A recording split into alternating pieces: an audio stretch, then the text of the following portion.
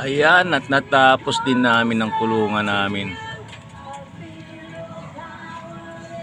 Ayan na sila. Bago ng kulungan nila. Good morning po. Ang tatapusin na lang namin na yung trapdoor. Yun, kaya sarado pa.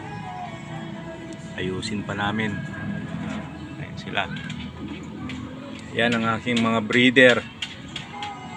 Hindi pa nakaayos.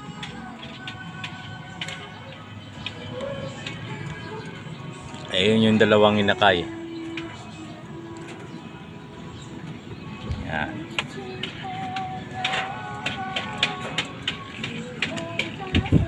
Bibigyan natin sila ng tubig para maligo sila.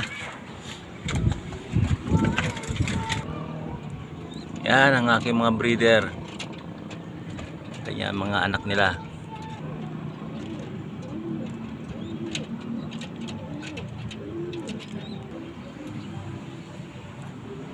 Yan, mas maganda na silang tignan ngayon. Nakakalipat-lipat sila, mataas ang kanilang kulungan. Yan. Medyo magulo pa, maglilinis pa ako mamaya.